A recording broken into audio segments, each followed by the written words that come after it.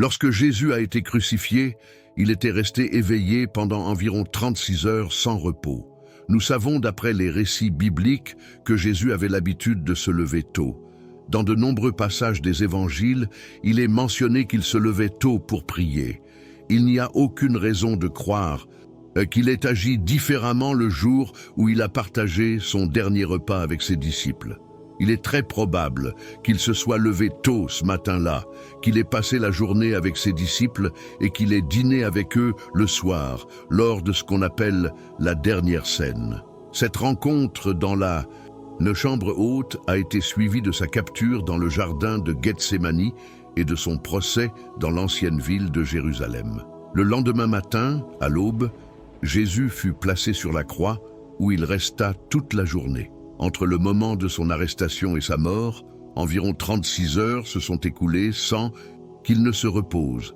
De plus, nous devons prendre en compte le chemin parcouru par Jésus à travers l'ancienne ville de Jérusalem. Il fut emmené de la maison du grand prêtre chez Hérode, puis devant Pilate, lors de son procès. En additionnant tous ces déplacements, Jésus a parcouru environ 4 kilomètres cette nuit-là, selon les données que l'on peut en déduire. On estime également, selon les documents historiques, que Jésus a porté sa croix sur environ 500 mètres avant de s'effondrer, incapable de la soutenir. Cet effort physique extrême imposait un stress important à son corps. Un aspect intéressant et peu connu est un phénomène appelé hématidrose. L'hématidrose est une maladie extrêmement rare, documentée 12 à 14 fois dans la littérature scientifique mondiale.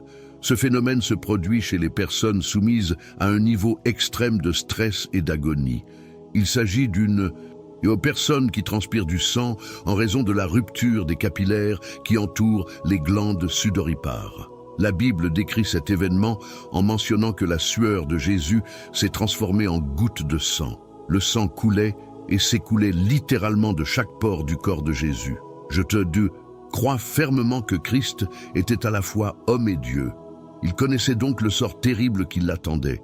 Il comprenait la mission qu'il devait remplir et le sacrifice que cela impliquait. Comme tout être humain, il craignait sûrement la mort douloureuse et la torture qui l'attendait. Nous savons qu'il a prié à Gethsémani en disant « Père, si telle est ta volonté, éloigne de moi cette coupe. » Cependant, Jésus a accepté la volonté de son Père céleste. Dans ce jardin, Jésus était soumis à une énorme pression émotionnelle et physique, conscient que dans quelques heures, il allait faire face à l'une des morts les plus brutales et les plus douloureuses de l'histoire. Puisque Jésus transpirait du sang de toutes les glandes sudoripares de son corps, vous pourriez vous demander pourquoi il n'a pas saigné à mort à ce moment-là. Une explication possible pourrait être le climat de la région. À cette époque de l'année, les journées en Israël sont chaudes, mais les nuits sont fraîches. Il est probable que l'air froid de la nuit ait contribué à rafraîchir la peau moite et ensanglantée de Jésus, provoquant la contraction de ses capillaires et réduisant ainsi la perte de sang. Cela suggère que lorsque les soldats sont arrivés pour l'arrêter dans le jardin de Gethsémani, son corps était peut-être couvert d'un mélange de sueur et de sang, ce qui aurait été un spectacle choquant. Passons maintenant à la fessée. Ce châtiment était une forme de torture extrêmement cruelle, réservée uniquement aux esclaves et aux criminels, puisque les citoyens romains ne pouvaient y être soumis. C'était l'une des méthodes les plus inhumaines utilisées par les Romains. La victime était généralement déshabillée et attachée par les poignets à un poteau ou à un mur, laissant son dos exposé. 2 soldats, un de chaque côté, ont fouetté la victime des épaules jusqu'aux chevilles, couvrant tout son dos et ses jambes. Selon les archives historiques, le nombre habituel de cils était de 39. Les fouets utilisés étaient des instruments conçus pour infliger un maximum de douleur. Dotés d'un manche en bois d'environ 45 cm, les lanières de cuir pouvaient mesurer plus de 2 mètres et étaient décorées de morceaux de plomb et de fragments d'os d'animaux. Lorsqu'elles étaient frappées, ces pièces déchiraient la peau et les muscles de la victime, provoquant de profondes blessures et exposant les tissus musculaires. À chaque cil, la victime souffrait de coupures pouvant atteindre plusieurs centimètres de longueur et de profondeur, nécessitant des milliers de points de suture si elle était traitée aujourd'hui. Malgré tout, Jésus n'est pas mort des pertes de sang provoquées par ces meurtrissures. Encore une fois, le temps frais de la nuit aurait pu contribuer à la contraction de ses vaisseaux sanguins, minimisant ainsi les saignements. Cependant, il faut imaginer la douleur déchirante qu'il a ressentie, car sa peau et ses muscles ont été lacérés par les coups de fouet, laissant pendre des bandes de tissu. Cette méthode infligeait non seulement une douleur physique extrême, mais servait également à l'humiliation publique. Après la flagellation, Jésus a été livré pour porter sa croix. Cet acte en soi était une preuve supplémentaire d'humiliation et de souffrance. La croix qu'il portait était constituée d'une barre transversale en bois brut, lourde et pleine d'éclat. Ce morceau de bois, pesant environ 60 à 70 kilos, était attaché au bras de la victime, qui devait se promener avec lui dans les rues, souvent nue. Le but était d'exposer la personne au mépris et au ridicule de la foule. La partie verticale de la croix, appelée stips, était généralement déjà installée sur le lieu d'exécution, généralement à l'extérieur des portes de la ville. Les crucifixions n'étaient pas seulement une méthode de peine capitale, mais aussi un spectacle public destiné à intimider la population et à démontrer la puissance romaine. Une fois Jésus arrivé sur le site du calvaire, la barre transversale était fixée au poteau vertical. Les mains de Jésus étaient clouées à la barre transversale, selon une méthode que les Romains avaient perfectionnée au fil des siècles pour maximiser la souffrance. Il est important de préciser que, selon les études médicales et les Écritures, les ongles n'étaient pas placés dans les paumes, car ils ne pouvaient pas supporter le poids du corps. Au lieu de cela, les broches ont été insérées dans les poignets, passant par un point permettant à des ligaments solides, tels que le ligament transcarpien, de supporter le poids sans endommager les artères principales. Cependant, en perçant ce point, les clous ont également percé le nerf médian, provoquant une douleur atroce semblable à un choc électrique constant. De même, les pieds étaient cloués au poteau vertical.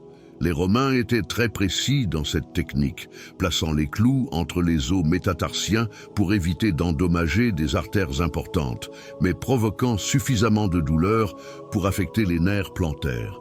Cette position laissait la victime là, suspendue, supportant son poids sur ses poignets et ses pieds, ce qui constituait une torture respiratoire. Pour expirer, Jésus devait se relever avec ses pieds, provoquant une douleur extrême, puis se laisser retomber, frottant son dos blessé contre le bois brut de la croix. Chaque parole que Jésus prononçait depuis la croix était un acte de sacrifice. Chaque fois qu'il parlait, il devait soulever son corps, endurant la douleur des blessures et la souffrance physique. Cela donne à ses paroles un sens encore plus profond, compte tenu de l'effort et de l'agonie impliqués. Parmi les tourments, il y a aussi l'histoire de la couronne d'épines. Ces épines, longues d'environ 2 à 3 cm, étaient aussi pointues que des aiguilles. La coutume consistait à utiliser un bâton pour frapper la couronne sur la tête de la victime, en s'assurant que les épines transperçaient le cuir chevelu et, dans certains cas, la couche osseuse externe du crâne. Cela a provoqué des saignements importants autour du front et du cuir chevelu. Avant le début de la crucifixion elle-même, le corps de Jésus était déjà dans un état critique. Son visage était meurtri et enflé, ses yeux étaient probablement fermés et enflés, son nez saignait et sa peau était couverte d'un mélange de sang séché et de sueur. Son dos et ses jambes étaient une masse de chair déchirée et chaque mouvement intensifiait la douleur. Avec toutes ces souffrances accumulées, Jésus fut cloué sur la croix et élevé devant la foule. La position des bras étendus sur la croix générait une pression constante sur la poitrine, rendant la respiration difficile. Même si inspirer n'était pas impossible, expirer demandait un effort physique important. Chaque respiration impliquait une douleur atroce, car Jésus devait s'appuyer sur les ongles de ses pieds et tirer sur ses bras pour relâcher la pression sur son diaphragme. Le fait qu'il était pendu nu ajoutait une autre dimension d'humiliation. À cette époque, le but n'était pas seulement d'infliger des souffrances physiques, mais aussi de priver une personne de toute dignité. Chaque aspect de la crucifixion a été conçu pour provoquer un tourment total, physique, psychologique et émotionnel. La foule regardait, certains moqueurs, d'autres avec compassion, tandis que Jésus endurait une agonie indescriptible. Malgré toutes ces souffrances, les paroles prononcées par Jésus sur la croix étaient des paroles d'amour et de compassion. Ces déclarations montrent que son humanité et sa divinité sont étroitement liées. S'adressant à sa mère et à l'un de ses disciples, il dit « Voici votre fils et voici votre mère », montrant son souci du bien-être de sa famille même dans ces derniers instants. Chaque mot, chaque phrase était prononcée avec effort et sacrifice, rendant son message encore plus précieux. Le poids émotionnel de ce moment augmente si l'on considère les circonstances précédant sa crucifixion. Jésus avait été trahi par l'un de ses plus proches disciples, injustement arrêté et soumis à des procès pleins de mensonges. Il a été publiquement humilié, battu et moqué. À tout moment, il est resté ferme, accomplissant sa mission avec une force extraordinaire. L'un des moments les plus choquants de la crucifixion a été le placement de la lance dans son côté. Selon le récit de l'évangile de Jean, un soldat lui a transpercé le côté avec une lance pour confirmer sa mort. La blessure a fait couler du sang et de l'eau, signe médical que Jésus était déjà mort à ce moment-là. Cette scène accomplissait les prophéties de l'Ancien Testament qui disaient « Ils regarderont celui qu'ils ont transpercé ». Il est important de réfléchir sur cet acte final. Jésus n'est pas mort de manière conventionnelle. Ce ne sont pas des douleurs physiques ou une perte de sang qui ont mis fin à sa vie. Selon les Écritures, il a donné sa vie volontairement. Avant de mourir, il prononça les mots « Tout est accompli », indiquant que sa mission sur terre était terminée. La crucifixion n'a pas été conçue pour provoquer une mort rapide. Leur objectif était de prolonger les souffrances autant que possible. Les Romains avaient perfectionné cette technique comme forme de punition extrême, d'humiliation publique et de dissuasion. De nombreuses victimes ont survécu des journées entières, accrochées à la croix, exposées au soleil brûlant, au froid de la nuit et aux attaques des animaux charognards. Mais Jésus, bien que jeune et fort, est mort après seulement quelques heures sur la croix, ce qui est inhabituel selon les documents historiques.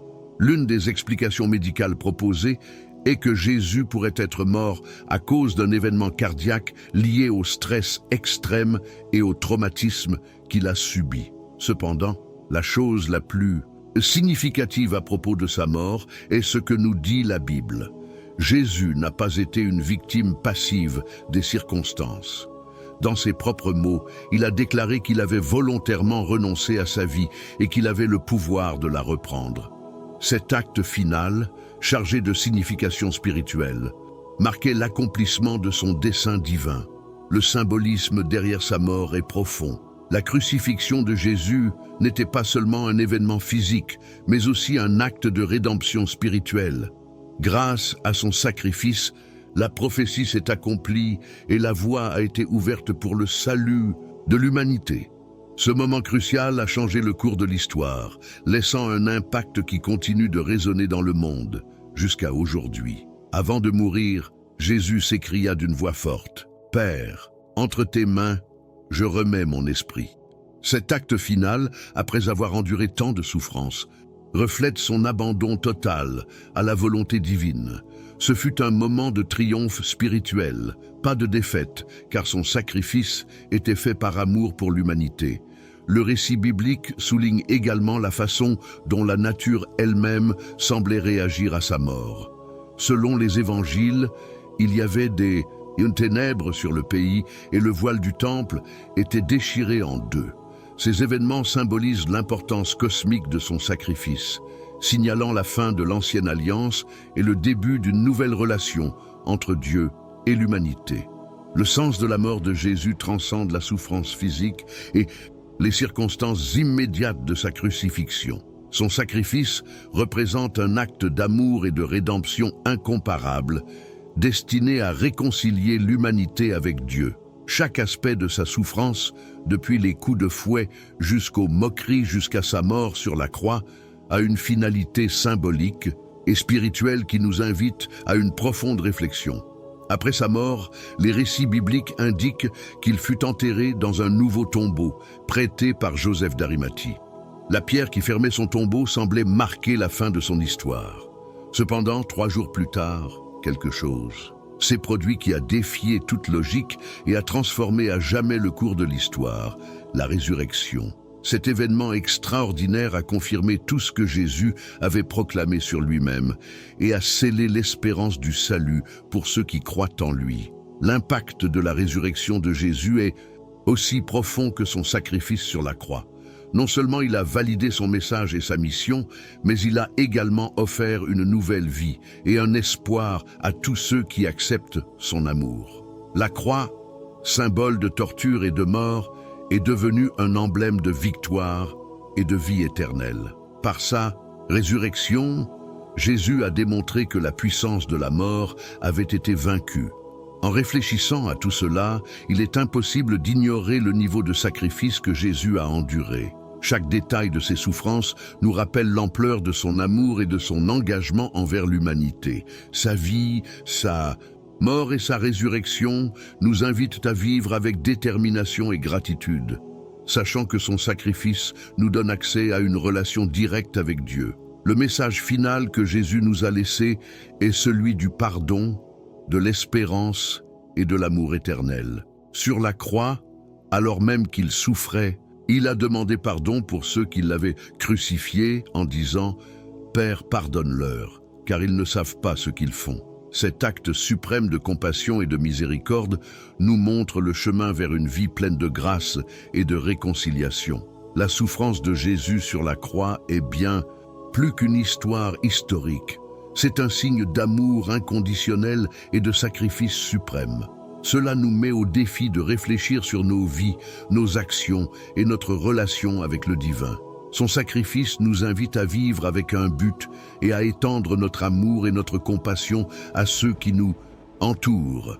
Jésus n'est pas seulement mort, il a donné sa vie pour donner de l'espoir à l'humanité.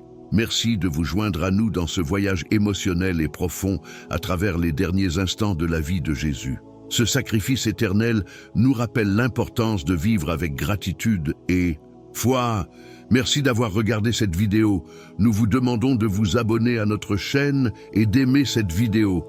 Activez également la cloche de notification pour être au courant de nos prochaines publications.